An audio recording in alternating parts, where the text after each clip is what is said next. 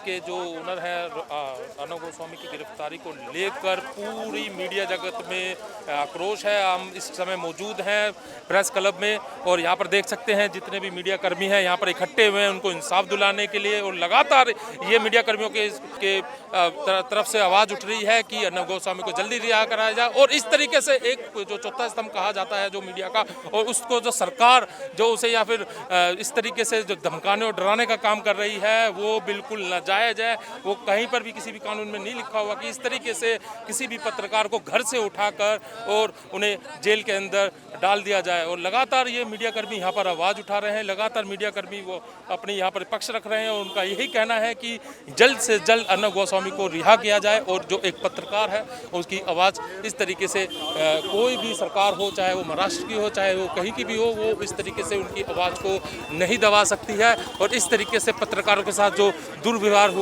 होता है या फिर उन्हें डराया जाता है, धमकाया जाता है, जेल में बंद कर दिया जाता है या फिर उन्हें मार दिया जाता है। लेकिन जो पत्रकार है वो दूसरों की आवाज़ उठाता है लेकिन वो अपनी ही आवाज़ उठाने के काबिल भी नहीं रहता है। यहाँ पर हमारे साथ कुछ लोग मौजूद हैं, हमारे साथ है यहाँ पर हमारे दूसरे पत्रकार बंधु है जो जिस तरीके से हमला हुआ है यहाँ पर, जो जिस तरीके से अर्नब गोस्वामी को घर से उठा के महाराष्ट्र सरकार के द्वारा, महाराष्ट्र पुलिस के द्वारा जो जेल में डाल दिया गया है, आपकी क्या मांग है यहाँ पर? देखिए, महाराष्ट्र सरकार की रवैया काफ़ी समय से पत्रकारों को लेकर ठीक नहीं है।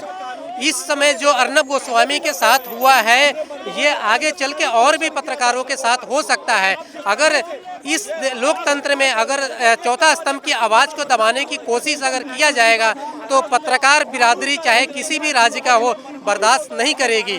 चौथा स्तंभ की जो आज़ादी है उसको बरकरार रखे, चाहे वो महाराष्ट्र सरकार हो चाहे सोनिया सरकार हो।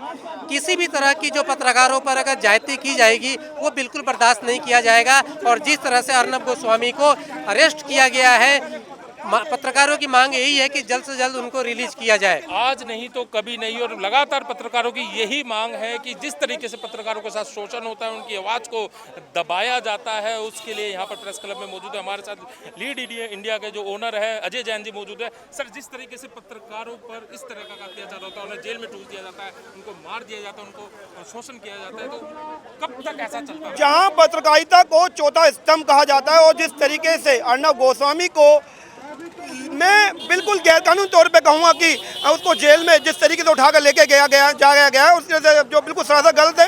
क्योंकि यदि किसी केस में यदि वो वांटेड भी थे तो एक नोटिस पीरियड होता है कि आप उसको नोटिस दीजिए। उसके बाद यदि लगता है कि यदि वो एक्यूज नहीं आ पा रहा है तो आप उसको इस तरीके से अरेस्ट कर सकते। किसी तरह का कोई नोटिस या किसी तरह कोई इन्फॉर्मेशन नहीं दी गई क्या, और AK-47 लेके जो हथियारों के साथ और कुछ साफ शूटर्स या गए, एनकाउंटर स्पेशलिस्ट भी उसके साथ गए, ये सरासर गलत इसलिए है क्योंकि वो कोई आतंकवादी नहीं है, एक पत्रकार है और एक रेप्यूटेड चैनल का पत्रकार है। उसके बाद भी यदि जिस तरीके से इसको उठा लिया गया सरासर गलत है। और मेरी तख्ती है कि आज हम यदि चुप बैठेंगे तो अगला नंबर हमारा होगा। तो लगातार यही मांग उठ रही है पत्रकारों की तरफ से कि अर्नब गोस्वामी को जल्द से जल्द रिहा किया जाए, क्योंकि जिस तरीके से उनको सुबह उठते ही उनको घर से गिरफ्तार कर लिया गया और जिस तरीके से हनन हो रहा है पत्रकारों की राइट्स का, उसके लिए हमसे बात करने के लिए है। जर्नलिस्ट ऑफ इंडिया का राष्ट्रीय महासचिव हूँ। ये जो भी मुंबई में हुआ है हम इसकी कड़ी निंदा करते हैं। देश भर के पत्रकार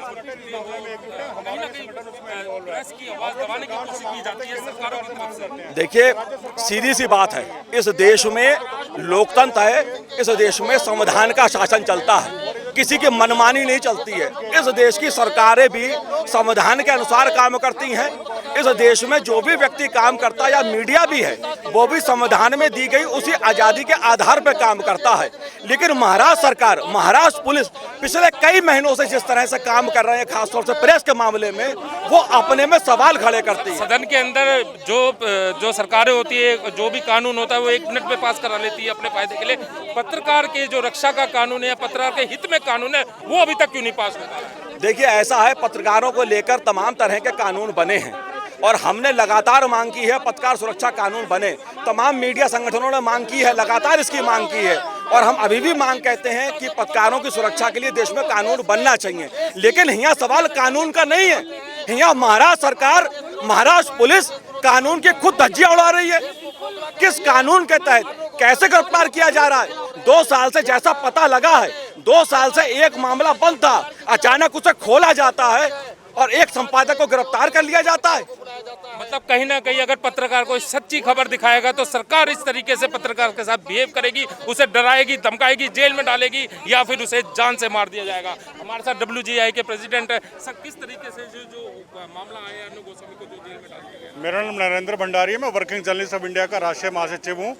अर्नब के साथ जो मामला हुआ, बहुत उसका देश भर में जो है, देश भर के पत्रकार एकजुट है और इसको लेकर सारे जो है बहुत नाराज हैं कि हुआ क्या है ये एकदम से जो है 2018 का केस और उस मामले में इन्वॉल्व करना और उसको केस को खोलना और बिना नोटिस के उनके घर में घुसकर उनको उठा लेना, उनकी पिटाई करना, ये बड़ा गलत है। पत्रकार सारे ट्रेड यूनियन जितना लगातार ऐसे मामले जो लगातार सामने आ रहे हैं, पत्रकार को इस तरीके से जेल में डाल दिया जाता है या पत्रकार को मार दिया जाता है, तो कहीं ना कहीं पत्रकार, हम जैसे पत्रकार डरा महसूस करते हैं। हम सच्ची पत्रकारिता करने से डरते हैं कि हमारे साथ, हमारे परिवार के साथ आज के टाइम में कुछ भी हो सकता है, तो इस पर क्या करना चाहिए? देश में पत्रकार सुरक्षा कानून सिर्फ एक राज्य में बना था, वो महाराष्ट्र गवर्नमेंट ही थी। महाराष्ट्र गवर्नमेंट ने पत्रकार सुरक्षा कानून बनाया था और वहीं पे कानून की धज्जियां उड़ाई जा रही हैं, ये बड़ा दुखद है। और सारे पत्रकार, महाराष्ट्र के भी पत्रकार और देश भर के पत्रकार एकजुट है सारे इस मामले में। तो सर आपकी मांग क्या है?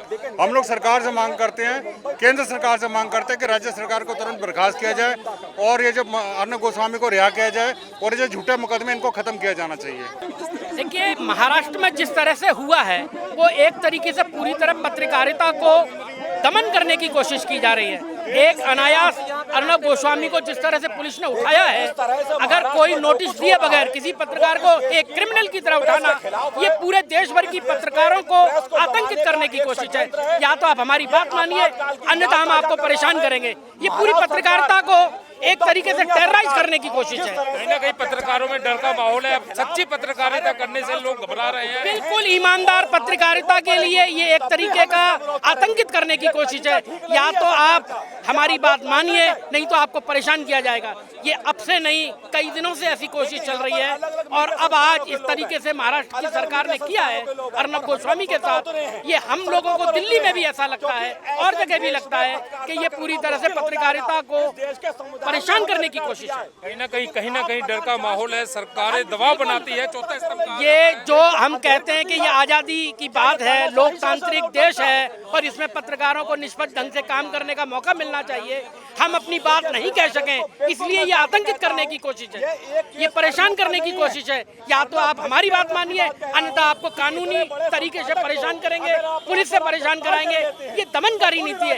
ये इमरजेंसी में भी ऐसा नहीं हुआ था जो आज हाल हुआ है। लगातार पत्रकारों की यही मांग है कि अर्नब गोस्वामी को रिहा किया जाए और जो भी झूठे मुकदमे इनके ऊपर जो बनाए गए हैं उन सबको रद्द किया जाए, क्योंकि सरकारें अपने पावर के नशे में, अपनी सत्ता के नशे में वो कुछ भी कर बैठती है। उनको ये होश नहीं होता कि कौन व्यक्ति कैसा है, कौन व्यक्ति क्या कर रहा है। अगर कोई पत्रकार किसी सरकार पर सवाल उठाता है तो इसका मतलब ये नहीं होता कि उसको उठाकर जेल में डाल दिया जाए। कैमरामैन दिनेश के साथ में राजेश तंवर, दिल्ली दस्तक के लिए।